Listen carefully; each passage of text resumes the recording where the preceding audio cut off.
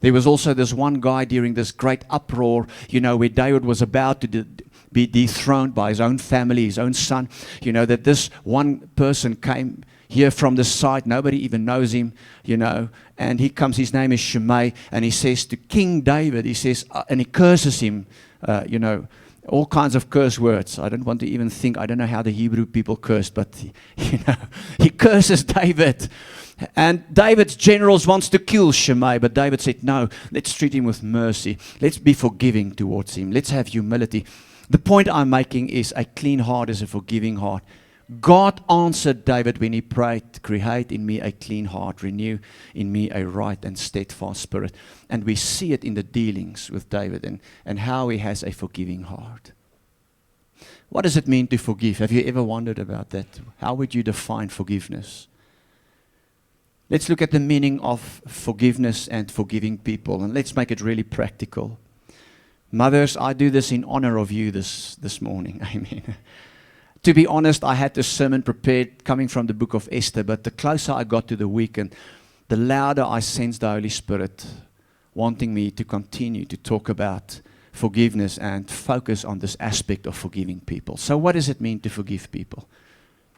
Here it comes. Jesus said in Matthew chapter 6, verse 11 to 12, give us today the food we need. Or, in a more original version, give us our daily bread, and forgive us our trespasses as we forgive those who trespassed against us. The New Living Translation says, give us today the food we need, and forgive us our sins as we have forgiven those who sin against us. How do we forgive? What is forgiveness? I want to touch on those two aspects today. So when we look at this, we see that just as you and I make mistakes on a daily basis, so we are also supposed, and ask forgiveness for that, so we're also supposed to forgive people daily. It sounds like a tall order sometimes, doesn't it? The Lord's Prayer is daily. Give us this day our daily food. But also today I'm going to make mistakes. How many of you can agree with me that you and I make mistakes on a daily basis? How many of you will agree that even, we are now at like 10 o'clock in the morning almost. How many of you have already made a few mistakes today? How many of you entertained wrong thoughts, said the wrong thoughts, did the wrong things, stuff like that? Neglected, to treat your wife this morning. She's the mother of your children, and maybe, I don't know. I hope I'm not stepping on toes, but you've done something wrong. Amen. Good news is there's forgiveness for you if you're willing to confess. But just as you and I are, besides when you are in a coma, obviously, I think that's the only time, that we will not make mistakes. But for the rest of us, I think we make mistakes on a daily basis, and we grow and we learn from that, and we become more like Jesus, and that is beautiful. But here's the thing, just as you and I make mistakes on a daily basis, you must also understand that people may offend you on a daily basis, make mistakes against you, commit sins and transgressions against you on a daily basis. And so I think we have to understand that besides the fact that forgiveness, the meaning of forgiveness is an intentional decision to let it go, it is also a lifestyle. So I want to share just 4 points with you quickly that helps us just to understand what it means to forgive people, the meaning of forgiving people. Forgiveness is a deep and intentional decision. It's not a feeling, it's not an emotion, but it is a decision. Say with me, it's a decision. It is a choice you and I have to exercise. It is a decision, a deep and intentional decision of the heart to let go of an offense. Look at this, to release a person from what they owe you. What does a person owe you when they've gossiped behind your back, when they took money from you, when they've hurt you, when they've betrayed you, when they have harmed you, when they've acted violent? What do they owe you? I think that starts with an apology. But the thing is, you and I will agree that we will not receive what people owe us. So we need to make a decision to let go, knowing, that they owe us whatever they owe us. They might not give the money back, pay back the money. They cannot undo the harm through their slander, their gossip. They cannot undo the hurt through the violence, through the abuse. They cannot. So what we say is, you don't owe me anything, not even an apology. even though, since we're talking about apologies, I think it is Christ-like when you and I commit a mistake to say, I'm sorry. I've learned in our day and time that it is so hard for people to say the following words, I am sorry. I'm sorry, I shouldn't have done it. I shouldn't have said it. I don't know what I did here. I don't know what. We can't do that. We can't admit that we've made mistakes. But looking at the meaning of forgiveness it is an intentional decision of the heart to let go of an offense, to release a person from what they owe you. So forgiveness is an immediate decision. You don't wait until a person reaches out and asks for forgiveness or say they're sorry, because that will keep you in bondage, and that's going to contaminate your heart, defile your heart. We don't want a contaminated heart. We want to let go of the offense. Create in me a clean heart, O God. Renew a steadfast and righteous spirit within me. So even before reconciliation, say with me, even before reconciliation, because you and I have the power to let it go. We have the power. Jesus said, forgive others so that my Father can forgive you. I want to say to somebody here this morning, you are empowered by the grace of Jesus Christ and the power of the Holy Spirit to let it go, to release a person, whatever they owe you. You can let it go in Jesus' name. You do not want to be in the state or the condition of unforgiveness. None of us want to be. Because in that state of unforgiveness, it means that when you are in a state of unforgiveness, meaning you haven't yet forgiven people, then in that state, when you commit offense, that God can also not forgive you according to the words of Jesus Christ. It is not good for you and I to hold on to the offense and to grow bitterness and to allow a root of anger and resentment and bitterness to take place within our hearts. Second point, when it comes to the meaning of forgiving people must be a lifestyle. That's what we've said. Give us today our daily bread. We commit daily offenses, and people will, because we are people, we are going to make mistakes against one another. I want you to understand that when we talk about forgiveness, it's both ways.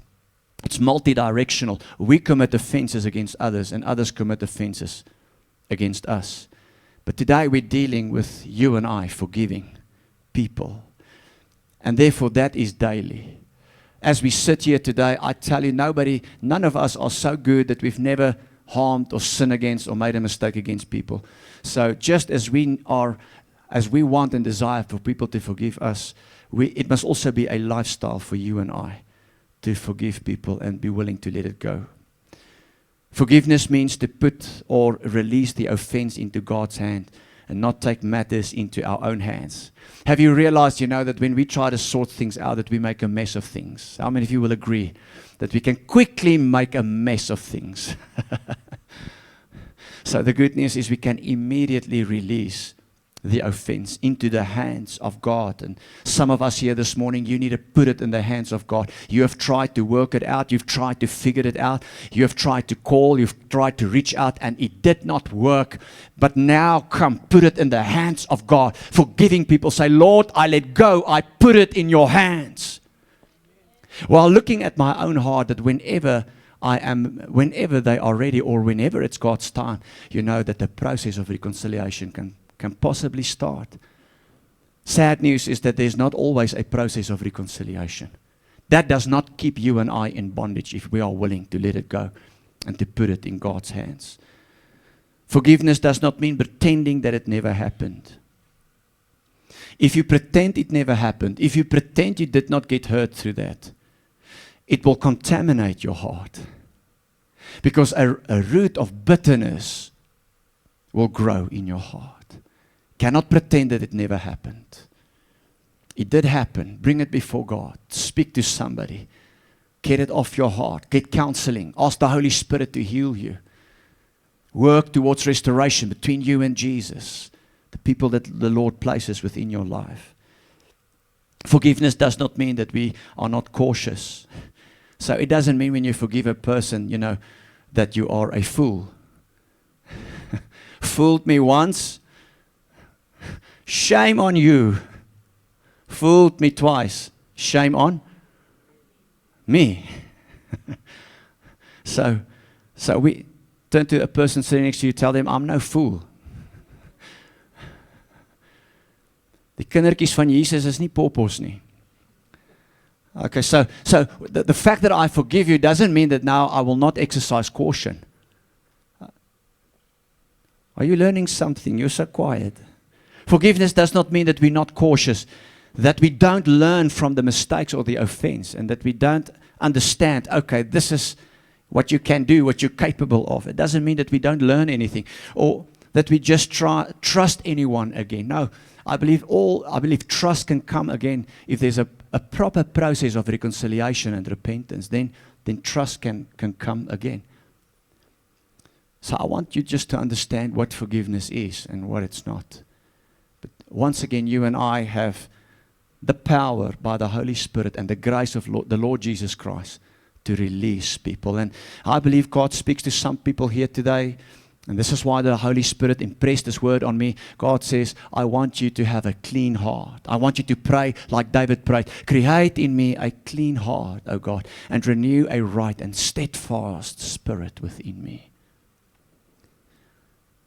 So maybe some of us are sitting here and we're wondering, so do I have, any unforgiveness in my heart? Or is there anything in my heart? Is my heart contaminated or is my heart clean? And I want us just to look at a few symptoms of how unforgiveness look like. And we have this wonderful story, the story of the prodigal son. How many of you have heard the story of the prodigal son?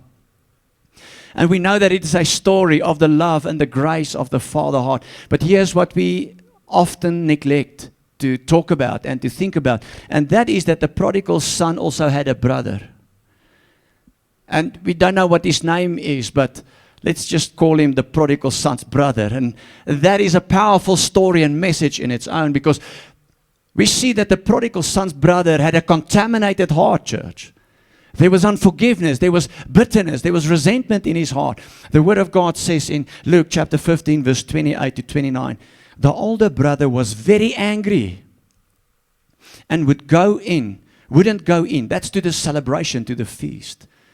Can you remember the father, when the prodigal son returned, he was so glad. He received him with grace and open arms. And he said, come, let's have a celebration. And he slaughtered, an animal for him. And there were food and music. And they celebrated. The prodigal son returned. And the father, can you remember, gave him a robe to put on. And gave him a ring. The robe speaks of righteousness. The ring speaks of love and authority. And he clothed his feet with sandals. It speaks of a restoration of purpose. All of this is happening. But there is this brother that says, no, I don't want any part of that celebrations. And we see that his heart is contaminated and there is unforgiveness in his heart because of the actions of his brother and of his father. So the older brother was angry and wouldn't go in. And his father came out and begged him, please come in. And this is so powerful, because can you remember the words of Jesus? If you forgive, my Father will forgive you. If you don't forgive, my Father will not forgive you. And why did the father beg the prodigal son's brother to come in? He didn't want his own son to have unforgiveness, because he knew if he was in that state of unforgiveness, he couldn't continue to be merciful and gracious for this son. Do you understand the power of forgiveness, or the power of an offended heart and not forgiving, not releasing? So, but he replied, all these years, now this is the prodigal son's brother saying, all these years I've slaved for you and never once refused to do a single thing you told me. He's very self-righteous. So can you see that your son there took his inheritance, squandered it, lived with the pigs, had wild parties, wasted his inheritance on prostitutes? All these years, look at how good I am. I've done nothing wrong. Self-righteousness. I didn't refuse a single thing to do if you told me. And in all that time, you never gave me even one young goat for a feast with my friends. So I want to just read a few symptoms here today, by understanding how this prodigal son's brother's heart was contaminated. Create in me a clean heart. And maybe I believe God wants to do something in our hearts here this morning. And let's just see, and open your heart. Allow the Holy Spirit to speak to you when I read through them. From this story, we see that the following symptoms points to an unclean heart: self-righteousness, anger, bitterness, emotional distance. This brother even refused to rejoice over the restoration of his brother. And this is what we learn from it. Here it comes. Holy Spirit, help us to understand. Constantly replaying the offense in your mind. If you keep on replaying the offense over and over and over again, and it dominates your thinking, what people had done, what people had said, what people had taken, how people have harmed, how people have neglected, how people have hurt, and it's over and over, morning and afternoon and evening. It is a symptom, a sign that the heart is contaminated, feeling bitter. What is bitterness? It's resentful. It's being resentful, having anger and irritation when you think about a person. Wanting to avoid, wanting to punish, wanting to embarrass or get back at someone. How many of you know what I'm talking about? Please don't raise your hand. Wanting to punch somebody in the face. I will punch you. Kiklau raya. Kiklau pizza kompama.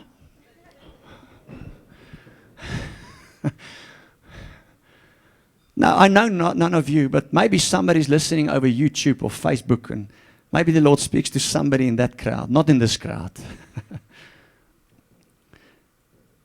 Does the Holy Spirit maybe speak to us about something in our hearts that's the purpose of our meeting here together, is to pray together like David prayed. Oh Lord, create in me a clean heart and renew a righteous and steadfast spirit in me. And I believe God's going to do it. How many of you believe that God's going to clean our hearts, clean our minds, empower us to let it go here this morning in Jesus' name? So constantly replaying. And then look at this one, get back at somebody. Struggling to pray for or bless a person. You know, in my life, I've always tested me at this single one. When a person had committed an offense against me, and it was a big thing, you know, because some things we can easily let go and forgive, but then there are things that rock your world. That's not so easy. How many of you know what I'm talking about? Things that's been committed, things that's been done, big things, great things that shooks you. It rocks your world to the core. Then it's not so easy. And I've always tested my heart. Can I still pray for that person or those people? And can I still see them blessed? And when I can pray for them and still see them blessed, I know I am not harboring any offense in my heart. I may still battle. I may sometimes still, I don't want to see them. I'm not ready emotionally for that. But I know if at least I can pray, if at least I can still see that God will bless them and help them and keep them, then I know, okay, thank you, Jesus. I've let it go. I've released it. I've released the offense. I've put it into your hands. I'm on my way to victory. I'm on my way to protect my heart and have a clean heart. I know that I'm on my way. Maybe you haven't prayed for some people. You don't want to see them blessed. You don't want to pray with them. You wish God will punish them severely. That is a telltale sign. It's a symptom. Feeling joy. Look at this. Feeling joy when something goes wrong in their lives. No, Christians can't be like that. Building emotional walls. Maybe in the beginning, it's normal in the beginning to protect yourself. But there has to come a time where we need to enter the process of reconciliation, if there is a process, because there isn't always a process of reconciliation. But to let it go. Refusing reconciliation. Now this is a big one. If you refuse to sit with somebody who wants to repent, who wants to say they're sorry, who wants to say, okay, I'm sorry, and start a process, if you refuse to do that, it points to the fact that you have not forgiven. I believe there are people listening to me today that you have not yet let it go. You haven't yet forgiven people. Might even be a parent, might be a close friend, a family member.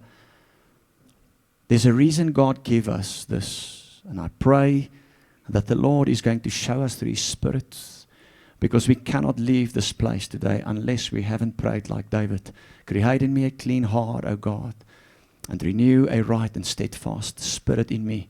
We cannot be in that place of unforgiveness, because if you forgive, the Father will forgive. But if you stay in that state of unforgiveness, the Father will not forgive. So what about speaking negatively about a person repeatedly, holding on to hurt as part of your identity? A lot of people will take the harm and the abuse that were caused to them, and they will make it their identity.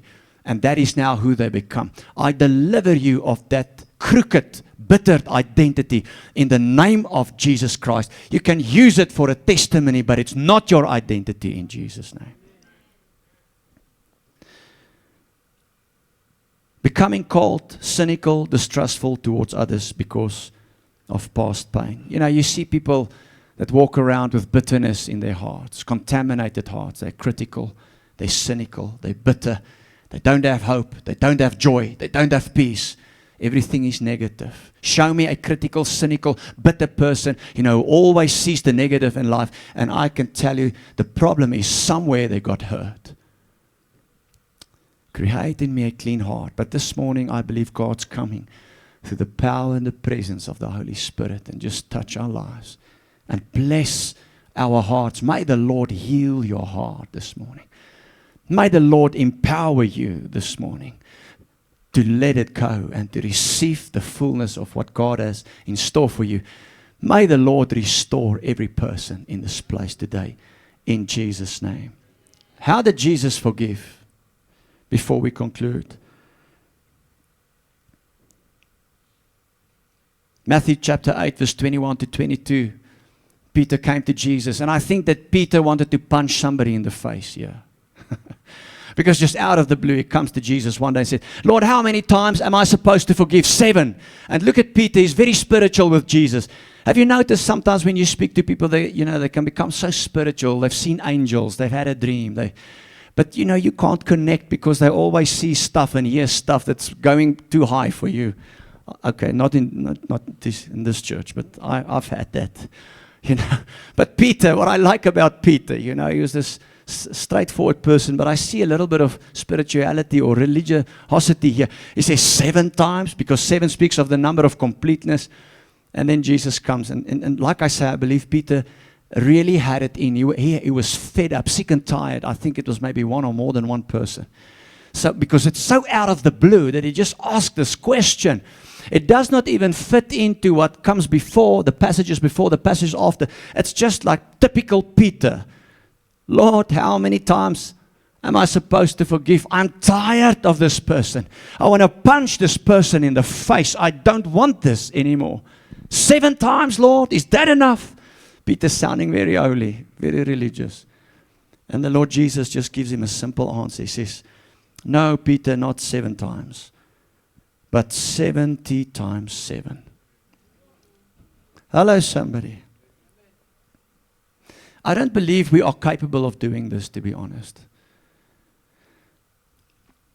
But we should ask the Lord to help us. Amen.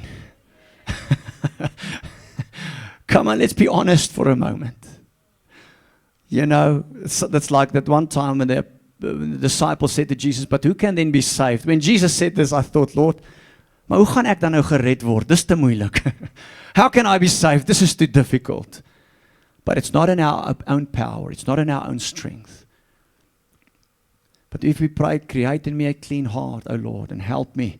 I do not want to find myself in the state of unforgiveness. I believe that the Lord will come and bless us and help us and empower us. And He's doing it here today. How did Jesus forgive? Luke 23, verse 33 to 34. When they came to the place called the Skull, they nailed Jesus to the cross. And Jesus said, look at this, Father, forgive them, for they don't know what they're doing. And I thought about this. How could they not know what they were doing? They are grown men. They knew, they had an instruction. They knew that they were crucifying Jesus to the cross. They also knew that probably was innocent because Pilate, didn't wash his hands, and said, well, I'm innocent of the blood of this man. And so they knew exactly what they were doing. And I was thinking about this because they're grown men. They took responsibility, were supposed to take responsibility for what they did. And I understand they had a command to do this and it was part of the process. But I think, what Jesus was saying when he says, forgive them because they don't know, is that, they did not understand the gravity of their actions. They did not understand that they were instrumental in the hands of the enemy. They did not.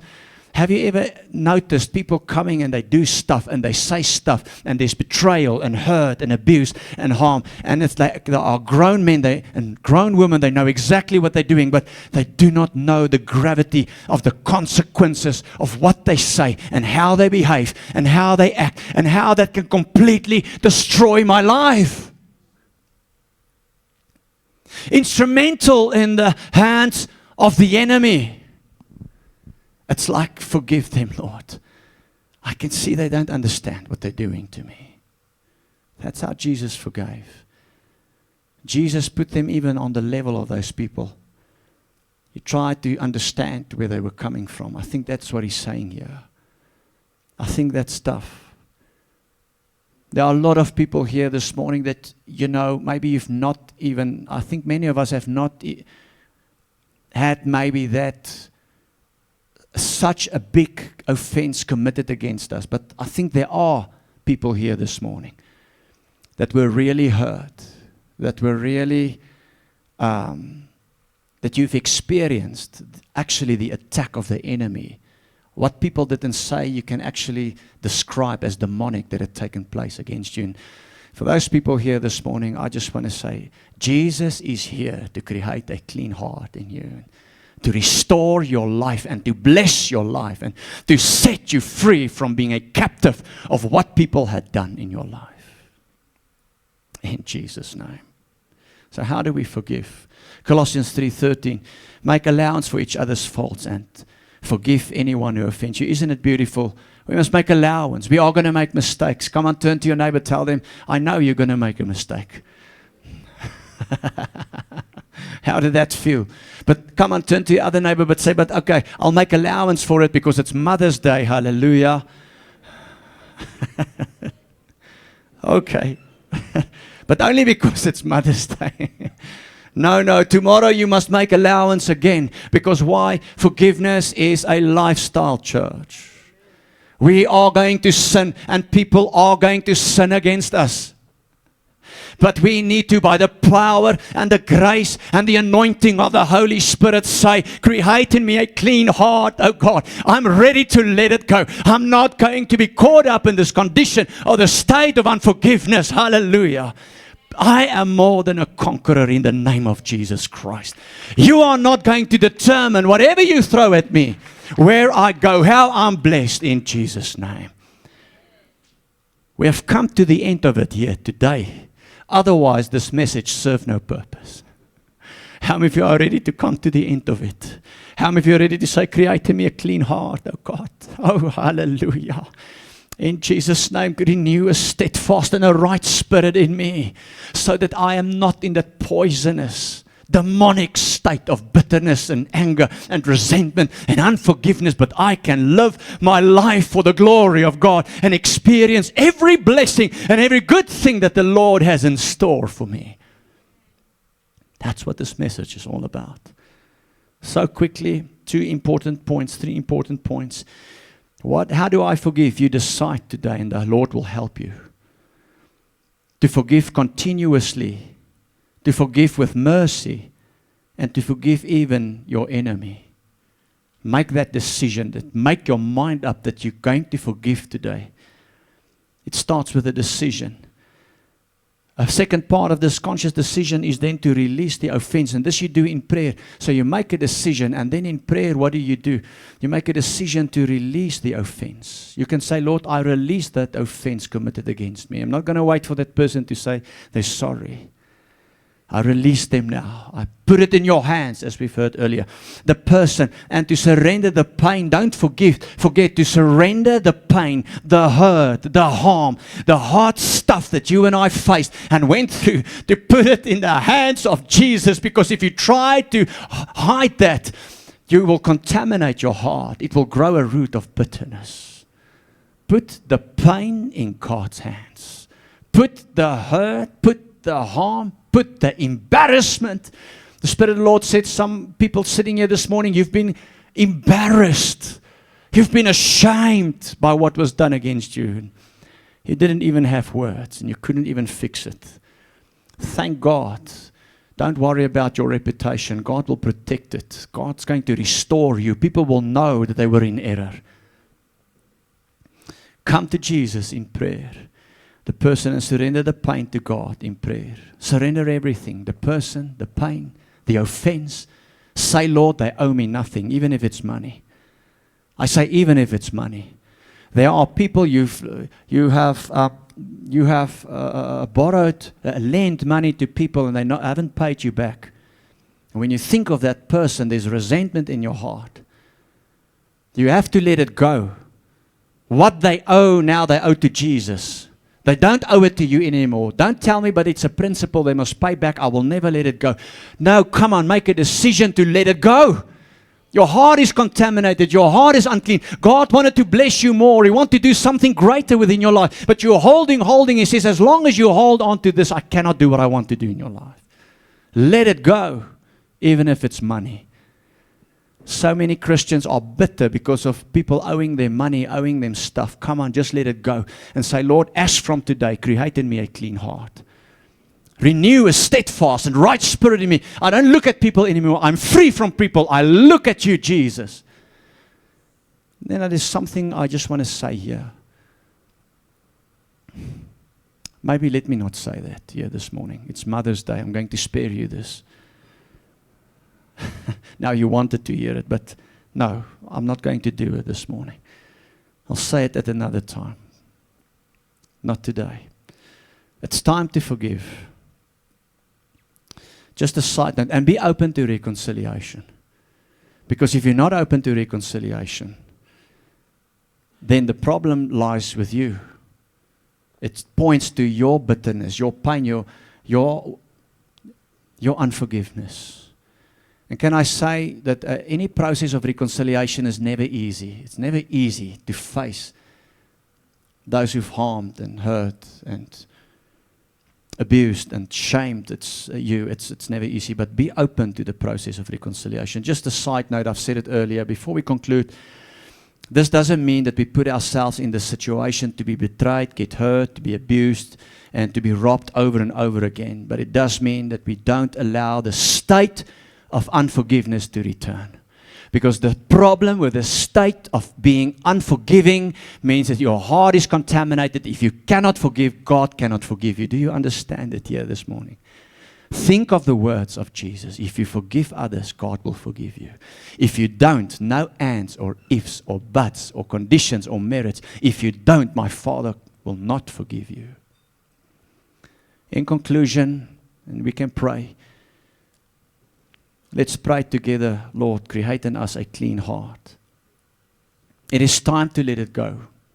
We read in Ephesians chapter 4, verse 31 to 32, get rid of all bitterness.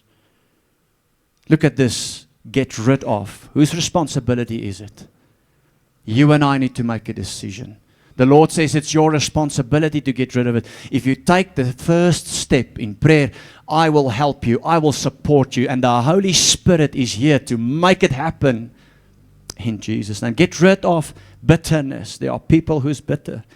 Get rid of rage. Get rid of the anger. Get rid of brawling and slander and gossip and envy and jealousy, along with every form of malice. Be kind and compassionate to one another. Can I get a big amen there? Be kind. Was Jesus kind to his enemies who nailed him to the cross? Was he kind to them? Yes. Father, forgive them. They don't even know what they're doing. They don't understand how destructive they are. This is a hard message, I know. It's a tough message. But if you open your heart, I believe the Lord will do something new. He will clean your heart and bless you like you cannot even imagine. With every form of malice, verse 32, be kind and compassionate, forgiving each other, just as, say with me, just as in Christ God forgave you. Hebrews chapter 12, 15, see to it, say with me, see to it. Who must see to it? I must see to it. Who must get rid of it? I must get rid of it. How do I do it? I decide to take it to Jesus in prayer. It's a deep and intentional decision that God's calling people to make here this morning. To pray, create in me a clean heart, O God, and renew a right and steadfast spirit in me.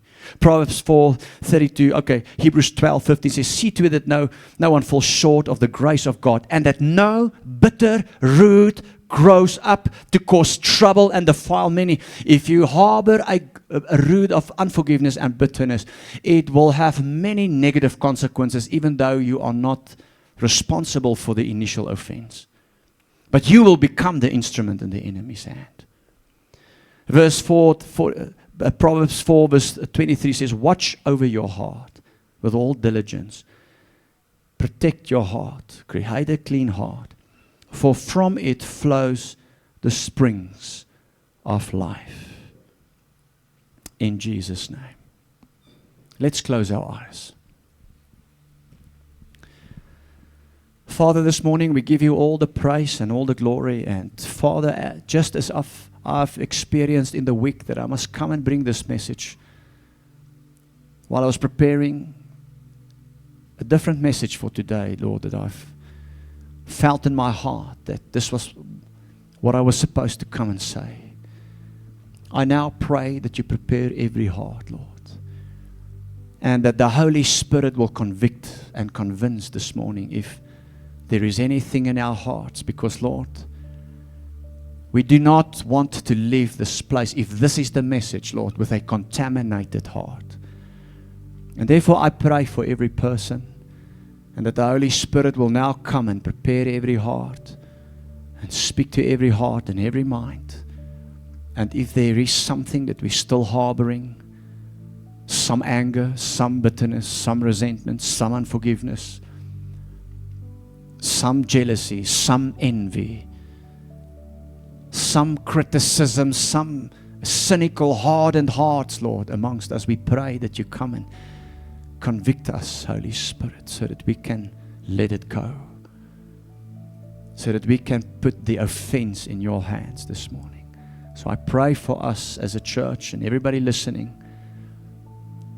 I pray that the Spirit of the Lord will speak to us now. In Jesus' name. Every eye closed, every head bowed.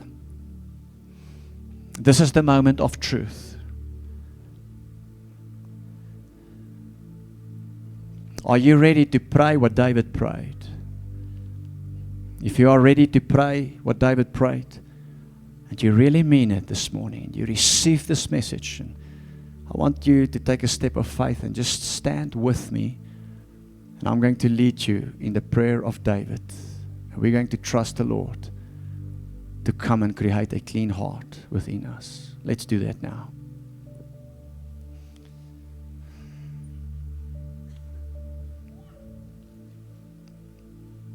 You can also just raise your hands. Make a decision to let it go right there where you are. Pray this prayer today. Maybe before you pray this prayer, if the Holy Spirit laid somebody on your heart or something in your heart, just mention it to Jesus.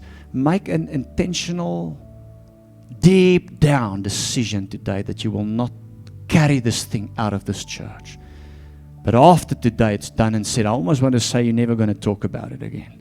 And when people want to talk about it, you're going to tell them, please, I've left it at the cross. I'm done with that in Jesus' name. So take a moment. Make that decision. Say to Jesus, I bring this to you. I let go of the offense. I let go of what they owe me, even if it's just an apology or reconciliation. I'm not bound by it. Just mention the person's name. And sometimes it might be even those closest to us. And I want you to, I'm only saying that because if it's a person closest to you, that you don't feel bad, that you think that you are in a particular, peculiar situation. You are not. Many times we need to forgive those closest to us. Many times the hurt, the pain, the abuse, the harm came from those whom we've never thought it would come from. Let it go. Have you mentioned the name? Have you mentioned the scenario? Have you brought it? Have you said, Lord, I let it go. I release the pain, the harm. I release the bitterness. I release them. I let it go. I get rid of it. I take responsibility. I come to guard my heart as from today. Thank you. Just speak to the Lord about this for just a few more seconds.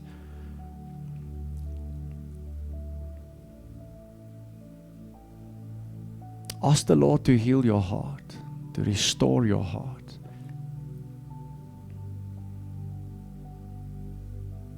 A decision to forgive with mercy. A decision to release the offense, to release what they owe, to surrender the pain in prayer. A moment in which the Lord comes and heal and restore and touch and bless us. Now pray this after me. We pray the prayer of David. 1, 2, 3. Create in me a clean heart, O God, and renew a right and steadfast spirit within me. Do not cast me away from your presence, and do not take your Holy Spirit from me. Restore to me the joy of your salvation. Sustain me now with a willing spirit. Then I will teach transgressors your ways, and sinners shall be converted and return to you.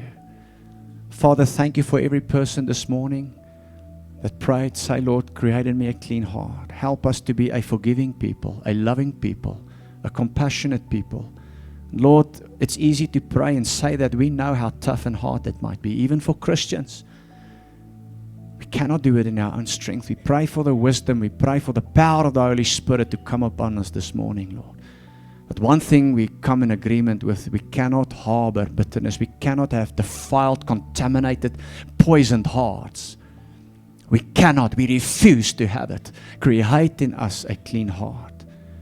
Lord, I speak a word of restoration over every person. The blood of restoration I proclaim over everyone here this morning. Be healed. Be restored.